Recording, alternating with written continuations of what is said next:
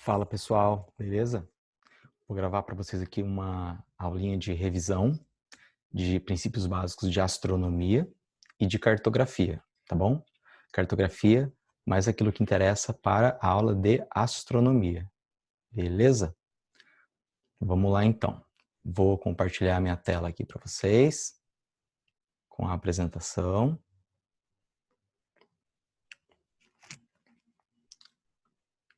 E vamos começar então. Bem, a gente vai começar falando um pouquinho sobre a astronomia, beleza? E de astronomia, a gente vai falar, principalmente, sobre os movimentos da Terra. Quais são os movimentos da Terra? O movimento de rotação e o movimento de translação.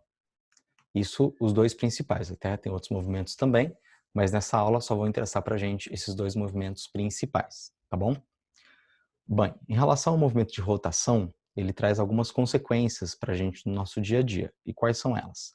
A primeira, as direções ou a orientação geográfica, os famosos pontos cardeais, o norte, sul, leste e oeste. Daqui a pouco eu vou mostrar para vocês como isso acontece. Outra coisa é a variação entre dias e noites, tá? Que só acontece graças ao fato de que existe um movimento de rotação. E também os fusos horários, que não são propriamente uma consequência do movimento de rotação, já que eles são uma criação humana, mas tem uma relação direta com esse movimento, tá bom? Também vou explicar para vocês daqui a pouco. Bem, a translação. A primeira consequência da translação é o chamado ano bissexto, que também é mais ou menos uma consequência do próprio movimento de translação, mas ao mesmo tempo uma consequência de uma criação humana, né? Afinal de contas, a gente criou um calendário. Na verdade, esse calendário começou a ser criado há muito tempo e foi sendo alterado ao longo do tempo. E o calendário ele procura medir a variação do ano, né? Ele procura medir em que ponto do movimento de translação a Terra se encontra em cada momento. Então a gente poderia dizer, por exemplo, que o dia 30 de junho é um ponto específico no movimento de translação no qual a Terra se encontra, assim como o dia 20 de dezembro e qualquer outro, né? Só que tem um detalhe. O nosso calendário tem 365 dias e o movimento de translação, ele dura 365 dias e 6 horas aproximadamente. Então isso significa que quando acaba o ano, quando acaba o nosso calendário anual, a Terra ainda não completou totalmente o movimento de translação. Ainda faltam 6 horas para ela completar esse movimento. Então quando a gente faz a virada do ano, a gente está cometendo um erro, está acumulando um pequeno erro de 6 horas. A gente acaba o ano, a gente faz a passagem do ano 6 horas antes do ano efetivamente acabar. Isso significa que a gente vai acumulando um erro, né? A cada 4 anos, a gente acumula um erro de 24 horas aproximadamente. E por isso que a gente coloca, a cada 4 anos, um dia a mais no calendário, que é o dia 29 de fevereiro, para compensar esse erro que foi acumulado ao longo dos 4 anos anteriores, tá certo? Então, por isso que o ano bissexto tem a ver com o movimento de translação. Além disso, esse movimento também traz para a gente os solstícios e os equinócios, as estações do ano e o que a gente chama de paralelos notáveis, que são aqueles 5 paralelos que têm nome, né? Quais são eles mesmo? São o Equador, os trópicos de Câncer e Capricórnio e os círculos polares Ártico e Antártico. Só que essas três consequências, elas não se relacionam apenas com o movimento de translação. Elas têm uma relação muito importante com o movimento de translação, mas elas também se relacionam com a inclinação do eixo de rotação da Terra, com o fato do eixo de rotação da Terra ser inclinado. Daqui a pouco a gente vai ver também como isso acontece. Bem, vamos falar um pouco mais sobre o movimento de rotação agora. Essa foto eu mesmo tirei, bonita foto, não é? Eu gosto muito dela. Eu tirei essa foto em São Bento do Sapucaí, ali na Serra da Mantiqueira, perto de Campos do Jordão, e é uma foto de longa exposição. A câmera ficou aberta ali durante umas 2 horas, 3 horas mais ou menos, e ela captou o movimento de rotação da Terra. Olhando para a foto, parece que o relevo está parado, né? Aqui nesse perfil de relevo você vê a Pedra do Baú, né? Muito bonito por sinal, recomendo muito a visita. Então a gente vê aqui a pedra do baú e parece que o relevo está parado e que o céu se moveu, né? Mas na verdade isso aqui é o movimento aparente do céu. Quem estava se movendo era a Terra que estava girando, né? E isso então é uma captura do movimento de translação, desculpa, de rotação. Bem, é, é, mas reparem uma coisa interessante, reparem neste pontozinho aqui, ó. Não dá a impressão que isso é o centro da rotação? É porque ele é mesmo o centro da rotação. Esse ponto é a extensão do eixo de rotação da Terra para o sul, né? No caso, a gente chama isso de polo sul celeste, beleza? Bem, no movimento de rotação, a gente tem a seguinte situação. Aqui está representada a Terra, né, com um desenho meio tosquinho que eu fiz para vocês, mas é uma representação da Terra, lembrando que a Terra é aproximadamente esférica e não um plano. É sempre bom lembrar disso nesses momentos, né? E a gente tem aqui, então, o norte, o sul, o leste e o oeste. Bem, de onde se formam esses 4 pontos cardeais aqui, norte, sul, leste e oeste? O norte e o sul, eles são as pontas do eixo de rotação da Terra. Então aqui está representado o eixo de rotação da Terra, né? A Terra gira em torno desse eixo e as duas pontas dela são os dois polos, o polo norte e o polo sul. Quer dizer que existe um lugar norte, digamos assim, do planeta e um lugar sul. O lugar norte é o polo norte, o lugar sul é o polo sul. Só que cuidado, nesse ponto a gente está falando de norte e sul geográficos. Não confundir com norte e sul magnético, tá legal? O norte e sul geográficos não mudam de lugar, porque eles são exatamente as pontas do eixo de rotação. Mas o norte geográfico, mas o norte magnético e o sul magnético, eles mudam de lugar. Por quê? Porque eles são consequência das forças, das correntes, das linhas de força do campo magnético da Terra. E esse campo magnético ele oscila, então tem uma pequena mudança de posição, tá? Ao longo de todos os anos. E essa mudança, ela coloca o Polo Norte numa posição então um pouco diferente do Polo Norte geográfico, né? Nas bússolas, você tem a medida do Polo Norte magnético e não do geográfico. Agora, se você pegar um aplicativo de bússola no celular, geralmente ele vai trazer para você as duas opções. Se você quer que ele aponte para o norte magnético, e dele vai estar usando a bússola do seu celular, ou se você quer que ele aponte para o norte geográfico. E nesse caso, ele não estará usando a bússola do seu celular, ele estará usando o sistema de GPS do seu celular, que é uma conversa para uma outra aula, né? Bem, mas voltando aqui, então a gente tem o Polo Norte e o Polo Sul geográficos. E o leste e o oeste? O leste e o oeste se referem ao sentido do movimento de rotação da Terra. O leste é a direção que vai no mesmo sentido do movimento de rotação da Terra. E o oeste que vai no sentido contrário do movimento de rotação. Então, se eu saio desse ponto aqui bem no meio e venho para cá, eu estou acompanhando o mesmo sentido do movimento de rotação. Então, eu estou indo para o leste. Se eu venho para o outro lado, eu estou indo contra o movimento de rotação. Então, eu estou indo para o oeste. Beleza? Bem, e além do norte, do sul, do leste e do oeste, a gente tem também outros pontos, né, outras direções, cujas principais são essas 4 aqui, ó. Nordeste, que é uma junção de norte com leste. Leste muitas vezes pode ser representado com um ezinho desse jeito aqui, tá? Então o Nordeste é o norte com o leste.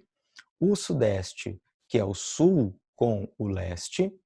O Sudoeste, que é o sul com o oeste, e o Noroeste, que é o norte com o oeste, tá bom? Então esses são os pontos cardeais, esses 4 principais aqui, e os pontos colaterais, que são esses outros 4 secundários, beleza?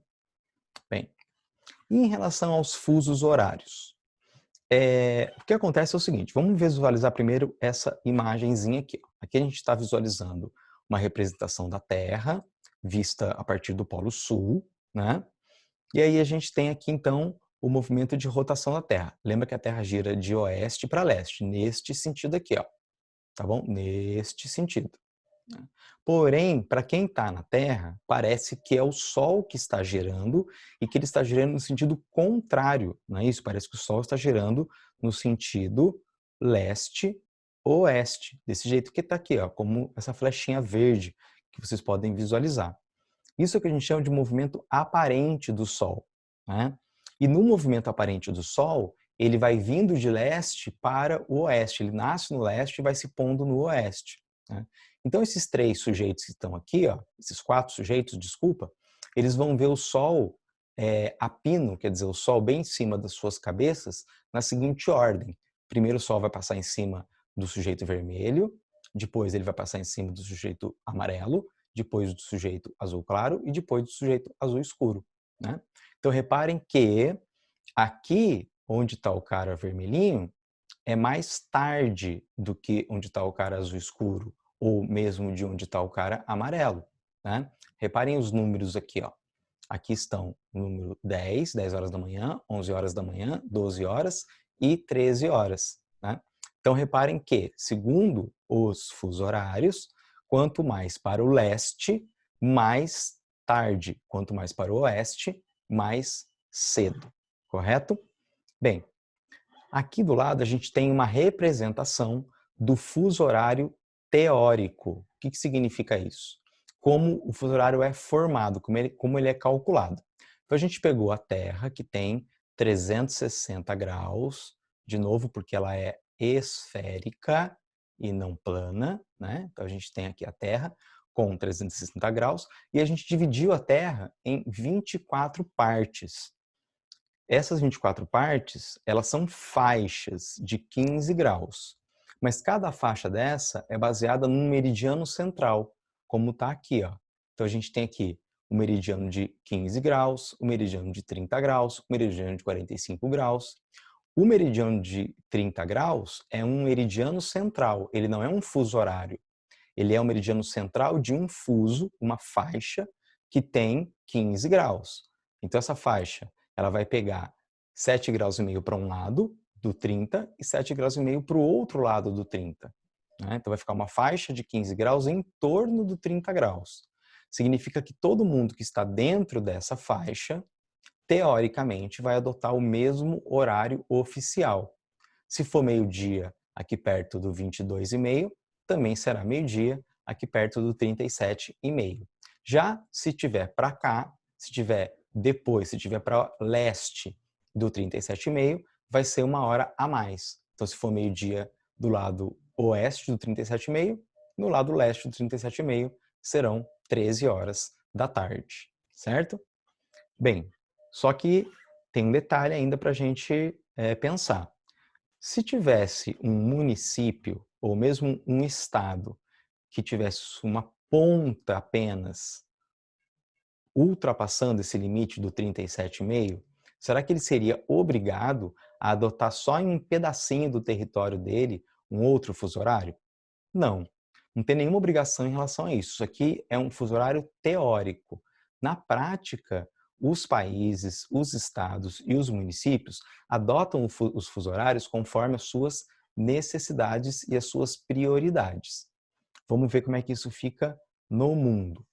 Olha aí, então, o mapa mundi com os fuso horários. Vamos ver aqui o caso da Europa, né? Olha só que interessante. Então, a gente tem aqui o Reino Unido, né? E o Reino Unido, ele está no fuso horário 0, porque é o fuso horário baseado no meridiano de Greenwich, meridiano que passa bem perto de Londres.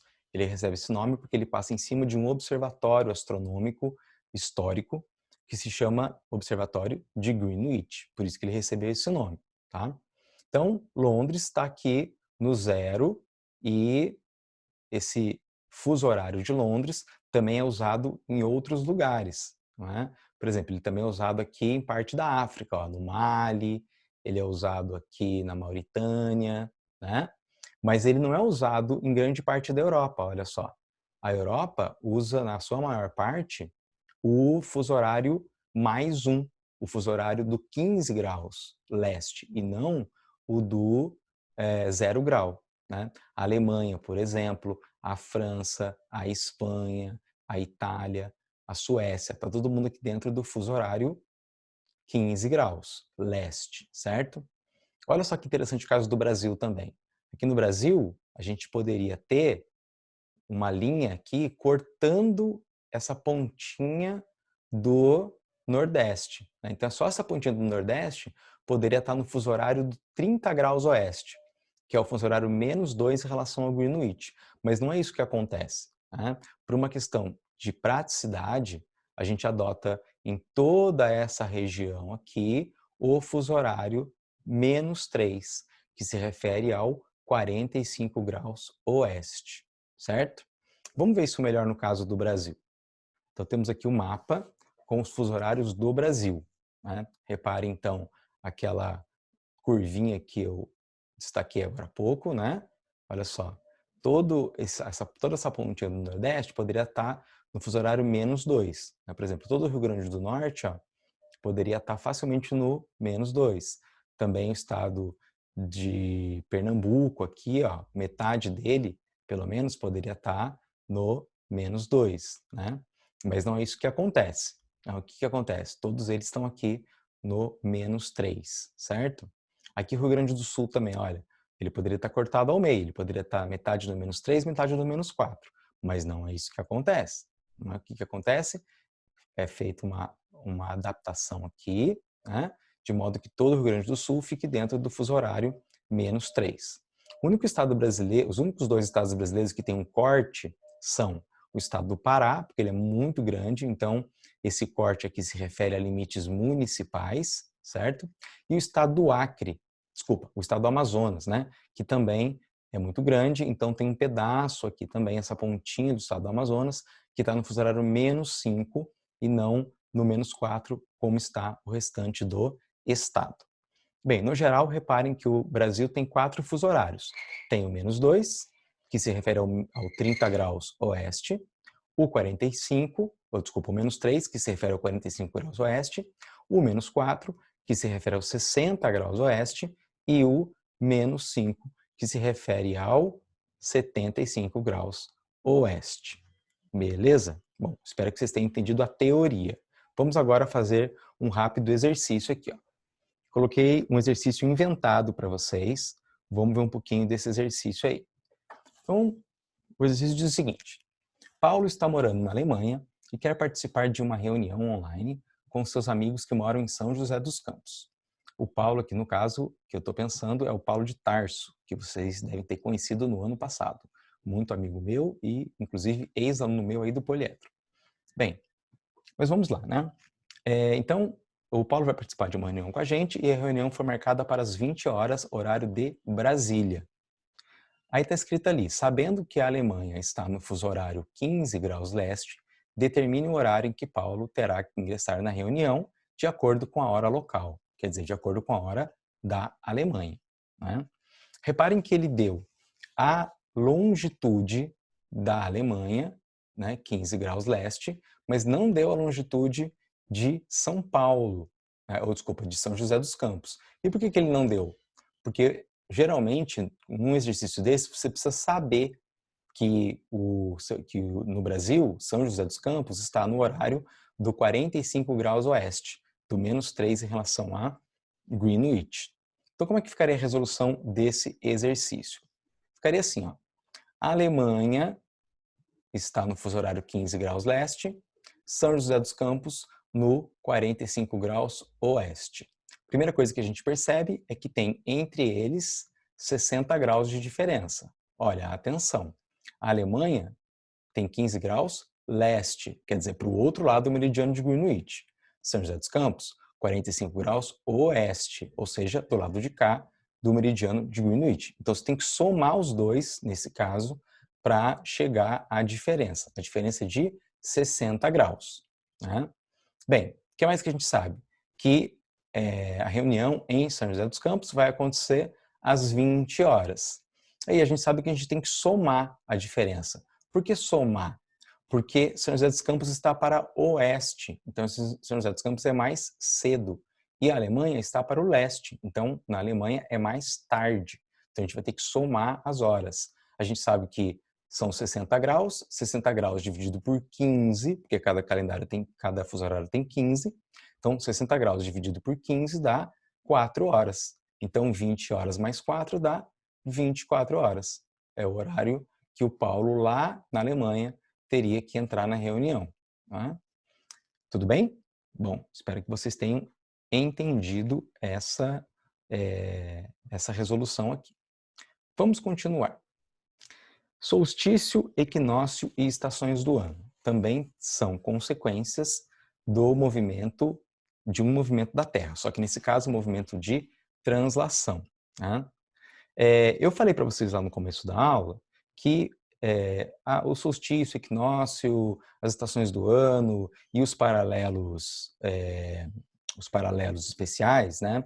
Os paralelos que têm nome, que são o Equador, Trópico de Câncer, Trópico de Capricórnio, Círculo Polar Ártico, Círculo Polar Antártico, que a gente também chama de paralelos notáveis, tudo isso daí é consequência do movimento de translação e da inclinação do eixo de rotação da Terra. Então vamos ver isso daí.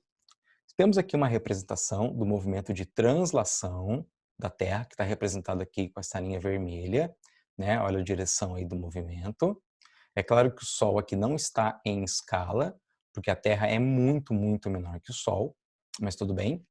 E aqui em vinho, a gente tem a representação do movimento de rotação, não é? E do eixo de rotação.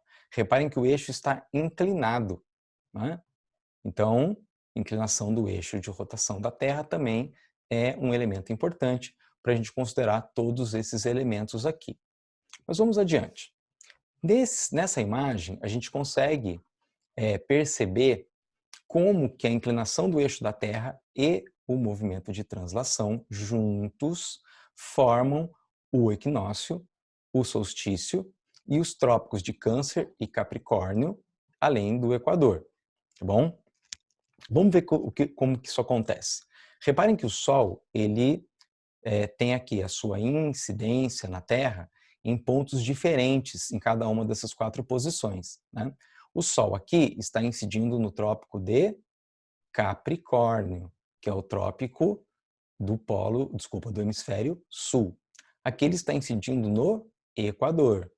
Aqui ele está incidindo no trópico de Câncer, que é o trópico do hemisfério norte. E aqui, não dá para ver, porque a Terra está de costas para a gente, mas acreditem em mim, o Sol está incidindo no Equador. Beleza? Cada um desses pontos representam um dia especial da Terra, né? Que tem esses nomes aqui, equinócio e solstício, como eu já vou destacar melhor para vocês, e que também representam o início das estações do ano. Então vamos lá. Primeiramente, o equinócio, né? O equinócio é o dia em que o Sol incide no Equador. Né? Então olha só, equinócio, aqui também equinócio, esse aqui é o equinócio de março e esse aqui é o equinócio de setembro. Em ambos o Sol está incidindo no Equador, certo? Já no solstício, o Sol incide num dos trópicos, né? Só que não é no mesmo dia. Então, nesse solstício aqui, que é o solstício de junho, o Sol está incidindo no trópico de Câncer, né? Já no solstício de dezembro, o Sol está incidindo no trópico de Capricórnio, né? Mas aí reparem o seguinte, então. Quando o Sol está incidindo no trópico de Capricórnio, o hemisfério sul está muito mais iluminado, né? Tá recebendo muito mais sol do que o hemisfério norte. Então, qual estação que a gente vai ter aqui? O verão, porque o verão para o hemisfério sul, né? Porque o hemisfério sul está recebendo mais sol. Então, a gente tem aqui o solstício de verão do hemisfério sul. Ao mesmo tempo, nesse mesmo dia, a gente está tendo solstício de inverno no hemisfério norte, porque é o dia que o Sol está mais longe do hemisfério norte. Então lá é o solstício de inverno e aqui o solstício de verão. Aí a Terra vai fazendo aí o seu movimento de translação, chegando nesse ponto, o Sol está incidindo no Equador. Né? Nesse caso, no Equador, no mês de março, né?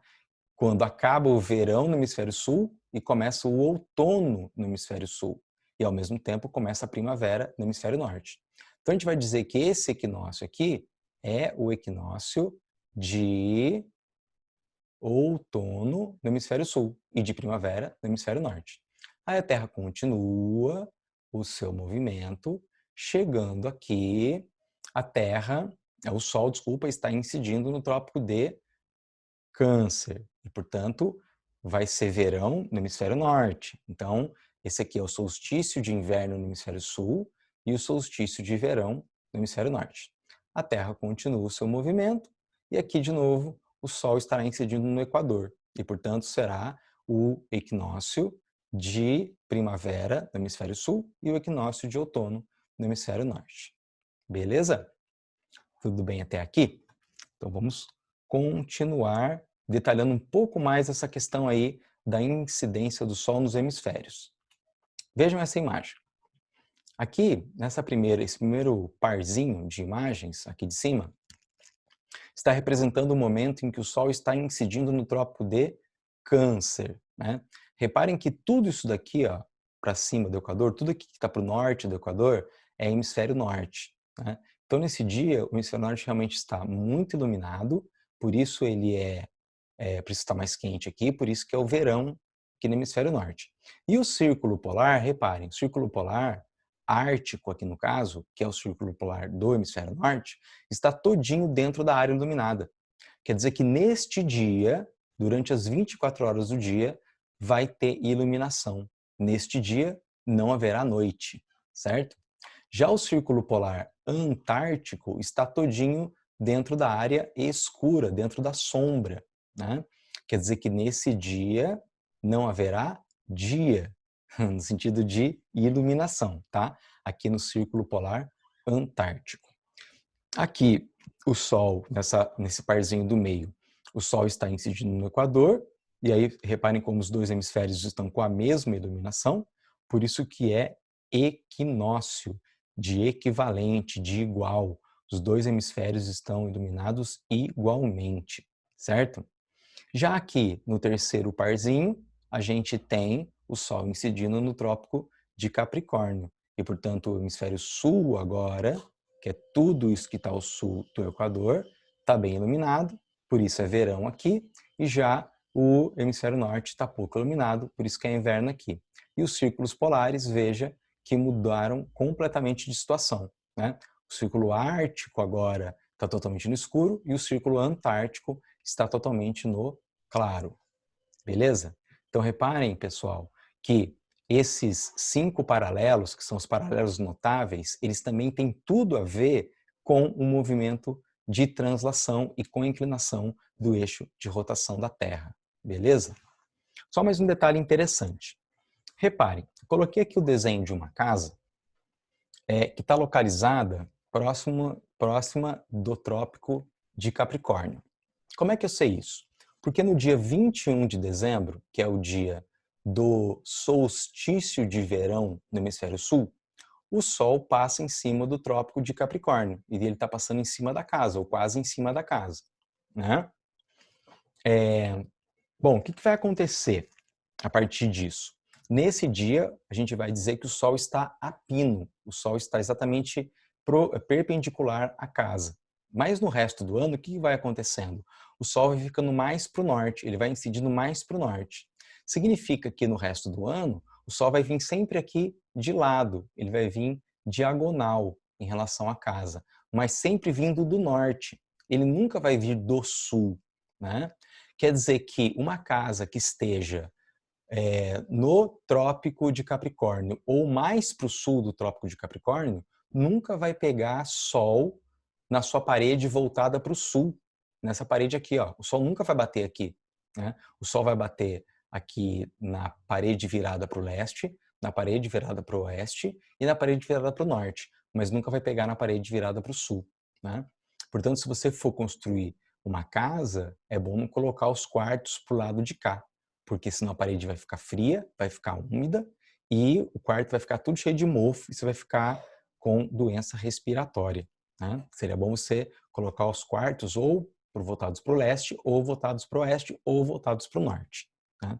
Já se essa casa estivesse lá em Lisboa, digamos, que aí, portanto, ela estaria lá no hemisfério norte e aconteceria exatamente o contrário, né? O Sol sempre pegaria na parede sul da casa e nunca na parede norte. Então lá em Lisboa é o contrário. Você não deve construir uma casa com quartos virados para o norte, e sim com quartos virados para o sul, para que eles sejam bem iluminados e a gente evite aí doenças provocadas pelos fungos, certo? Continuando então a nossa revisão. Vamos falar um pouquinho agora de cartografia, né? Vamos começar lembrando o seguinte: o que a cartografia faz? A cartografia faz mapas. E o que é um mapa? O mapa é uma representação da realidade. Ou seja, ele não é a realidade em si, ele é apenas uma representação da realidade, né? Um desenho simplificado da realidade para a gente poder se guiar nela. Por exemplo, quando você abre o Google Maps ou quando você abre um outro aplicativo de localização no seu celular, né, esse mapa que aparece, porque aparece um mapa aqui, né? O mapa que aparece ele é totalmente simplificado. Ele é bem menor do que a realidade. As ruas desenhadas são bem menores que as ruas da realidade, certo? Não aparecem as casas, divisões das casas, porque é tudo simplificadão, não é? E tem posições, né? No nosso mapa de se localizar na cidade e tal, não vai ter posições de coordenadas geográficas como latitude e longitude, mas se fosse um GPS técnico, aí teria essas posições de coordenadas, né? Tudo isso significa que o mapa é uma representação. E como representação, ele usa coordenadas, ele usa escala e ele usa projeções, que são as três coisinhas que a gente vai ver aqui para revisar a aula de cartografia, tá? Vamos começar pelas coordenadas. Então, as coordenadas, como o nome diz, são duas coisas que estão coordenadas, duas direções, a latitude e a longitude, né? Reparem que, como a gente pode ver nesse globo aqui, ó, a latitude é a variação entre norte e sul. A latitude é 0 no Equador e 90 graus nos polos. 90 graus norte ou 90 graus sul. Então a latitude varia de 0 a 90, sendo 0 no Equador, 90 graus no Polo Norte e 90 graus no Polo Sul. Lá, já a longitude, ela varia de leste para oeste, né? Ela varia de 0 até 180 graus para o leste e de 0 até 180 graus para o oeste, né? E onde começa a marcar a longitude? No meridiano de Greenwich. Isso foi uma escolha histórica, né? Quando se escolheu o meridiano de Greenwich para ser o marco zero dos meridianos, da longitude, o Reino Unido, a Inglaterra, né, era a maior potência mundial e por isso que lá foi escolhido, por pura e simples pressão, né, de quem tinha como fazer pressão na época, no caso a Inglaterra. Um outro ponto interessante é lembrar o seguinte, que as latitudes elas são representadas pelos paralelos, que são essas linhas aqui, ó, que nesse desenho representam círculos, tá vendo? Os paralelos representam círculos, círculos concêntricos, né? O centro de todos eles é o eixo de rotação da Terra. Já a longitude é representada pelos meridianos, que não são círculos, eles são semicírculos, porque cada meridiano sai do Polo Norte e vai até o Polo Sul, né? Então eles são semicírculos que se encontram nos dois polos e não são concêntricos como são os paralelos. Beleza? Bem, aí quando a gente vai localizar um lugar, a gente usa a latitude e a longitude. Vamos fazer aqui um rápido exercício mental. Por exemplo, o ponto A aqui no mapa, né? O ponto a latitude dele, ó, é 50 graus. Repare, 0 aqui no Equador, vai indo aqui para o norte, 50 graus, né? Então, se eu fosse dar a posição do ponto A, primeiramente eu teria que dizer que ele tem latitude 50 graus norte. Eu não posso esquecer do norte, porque senão poderia ser latitude 50 graus sul também, que seria nesse ponto aqui embaixo. Aqui embaixo não, desculpa, aqui no sul, né? Então aqui a gente tem 50 graus norte de latitude e 100 graus, olha só, 100 graus oeste de longitude. Né? Aqui está o meridiano de Greenwich, que passa aqui na Inglaterra, como vocês estão vendo. Né? Ele marca o zero das longitudes, o zero dos meridianos, e aí aqui a gente tem 100 graus oeste, beleza? Então, se eu fosse colocar a posição do ponto A, eu diria que é 50 graus norte, 100 graus oeste. A gente sempre coloca primeiro a latitude, depois a longitude. E o ponto B? O ponto B vai ter 40 graus norte e 80 graus leste agora. E o ponto C, aqui no Brasil, ó, o ponto C vai ser 20 graus sul e 40 graus leste, oeste, desculpa, 40 graus oeste. E o ponto D? O ponto D vai ter 10 graus sul e 20 graus leste. E o ponto E, finalmente, vai ter 0 e 0, porque ele tá no cruzamento entre o Equador e o meridiano de Greenwich. Beleza? Então é isso aí, sobre coordenadas, é isso que eu queria falar. Agora, escala. Deixa eu só tomar um pouquinho de suco aqui, porque minha garganta está ficando seca. Bom, escala.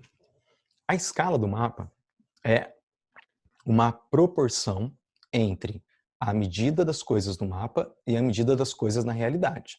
Ela é apenas uma proporção, ela não tem unidade, isso é muito importante. Tá? O que eu faço com a escala? Eu informo para o leitor da escala quantas vezes eu dividi a realidade para desenhá-la no mapa. Vou repetir isso que eu falei. Eu informo para o leitor do mapa por quantas vezes a realidade foi dividida para ser desenhada no mapa. Né? Vamos ver aqui um exemplo. Então, ó, uma escala 1 para 50 mil.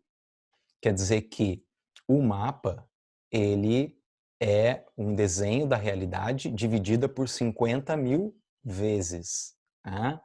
Isso significa que cada unidade medida no mapa será equivalente a 50 mil da mesma unidade na realidade. Mas não tem uma unidade. Às vezes os alunos me perguntam, professor, mas aqui é 1 para 50 mil o quê? É centímetro ou é milímetro? Não é nenhuma coisa nem outra. É 1 para 50 mil. Então, se eu medir 1 centímetro no mapa, vai ser 50 mil centímetros na realidade. Se eu medir 1 metro no mapa, vai ser 50 mil metros na realidade.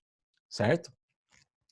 A escala também pode ser representada desse jeitinho aqui, ó, que é o que a gente chama de escala gráfica. Essa aqui é a escala numérica e essa aqui é a escala gráfica, tá certo?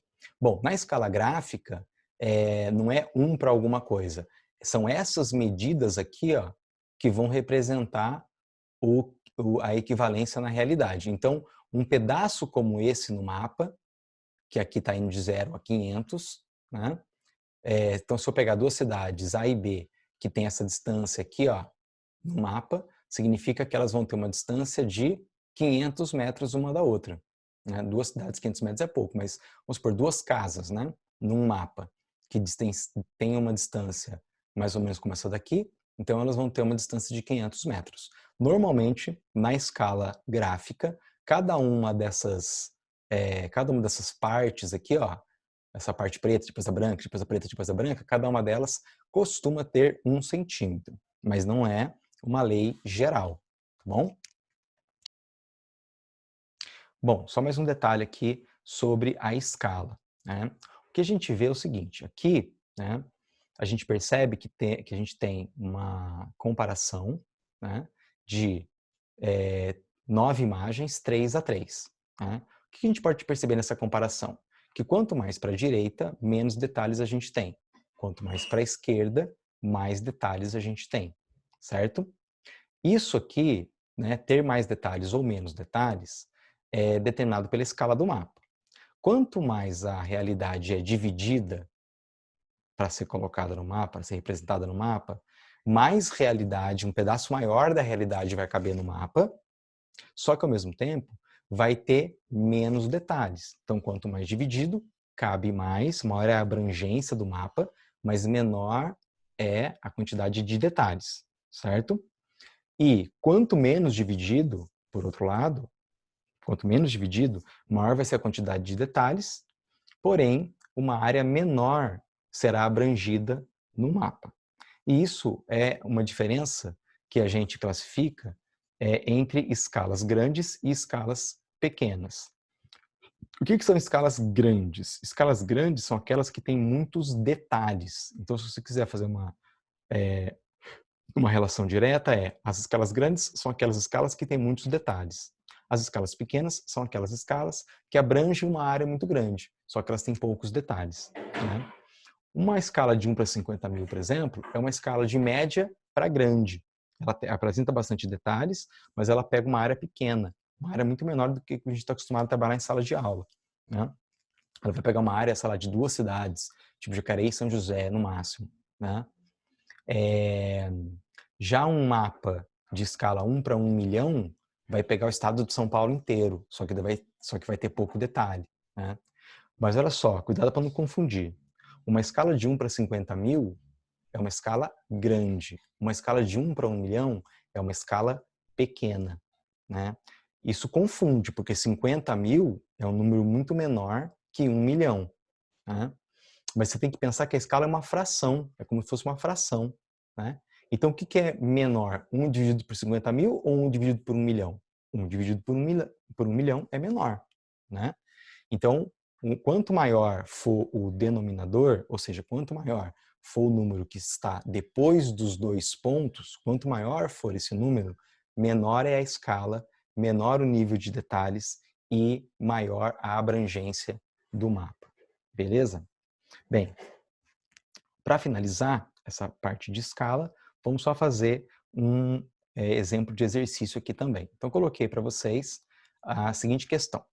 A distância entre duas cidades A e B num mapa é de 13 centímetros. Considerando que a escala utilizada é de 1 para 100 mil, qual é a distância real em quilômetros entre elas? Então, primeiro vamos ver os dados do exercício. A gente tem aqui cidades A e B, a distância de 13 centímetros. Então, a gente sabe que a distância no mapa é de 13 centímetros. E a distância na realidade, a gente não sabe, é o que a gente quer saber. Mas a gente sabe qual é a escala é de 1 para 100 mil. Quer dizer que para cada uma unidade medida no mapa, a gente vai ter 100 mil delas na realidade, né? Vamos ver aqui a resolução disso como ficaria. Então, ó, de A para B a gente tem 13 centímetros, a escala é de 1 para 100 mil, esse 1 é o que a gente vai ter no mapa, o 100 mil é o que a gente vai ter na realidade. Se a gente tem 13 no mapa, a gente vai fazer 13 vezes 100 mil, o que vai dar 1 milhão e 300 mil, o quê? Centímetros. Mas por que centímetros? Porque é o valor inicial que a gente tinha. Se fosse milímetros, daria 1 milhão e 300 mil milímetros. Se fosse metros, 1 milhão e 300 mil metros. Mas estava em centímetros, o que dá 1 milhão e 300 mil centímetros, certo? Bem, só que normalmente nos exercícios isso vai aparecer, o resultado vai aparecer em quilômetros, ou vai ser pedido para você colocar em quilômetros ou em metros. E aí você tem que cortar 5 zeros para passar de centímetros para quilômetros. Se fosse de centímetros para metros, você cortaria 2 zeros, né? E aí daria o quê? 13 mil metros. Mas sendo para quilômetros, você tem que cortar mais 3 zeros, e o que acaba dando 13 quilômetros. Beleza? Então é isso aí.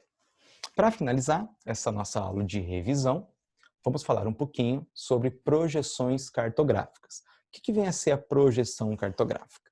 É o seguinte, a Terra é aproximadamente esférica, mas o mapa é plano.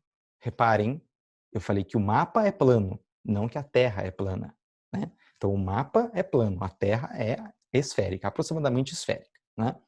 Então, para que a gente desenhe a Terra, que é aproximadamente esférica, num mapa plano, a gente tem que projetar essas formas, né?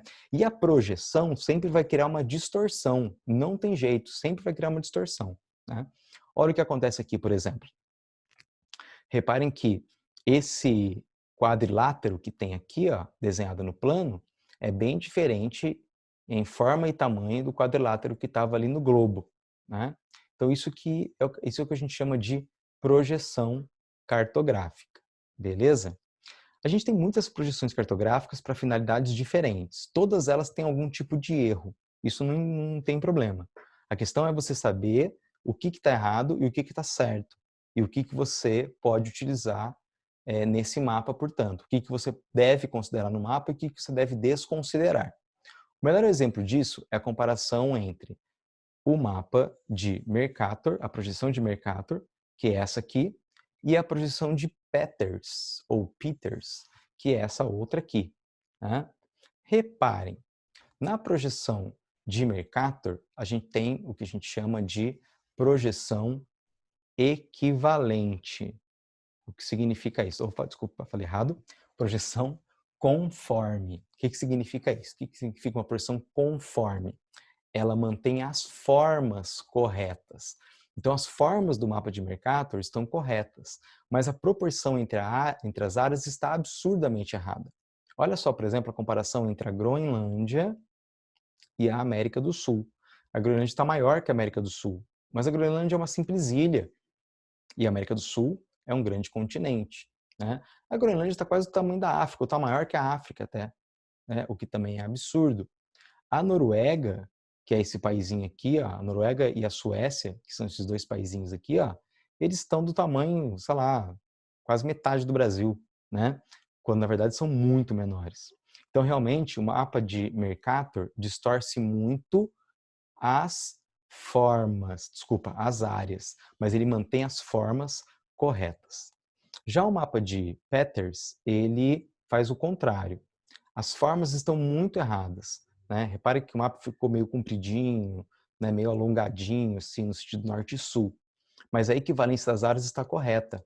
Então, se você comparar agora aqui o tamanho da Groenlândia, que não parece mais Groenlândia, porque ela foi achatada, né? Mas o tamanho da Groenlândia e o tamanho da América do Sul, olha a diferença. Né? Então, agora sim a gente tem uma representação equivalente. O mapa de Peters é um mapa equivalente. Tá legal?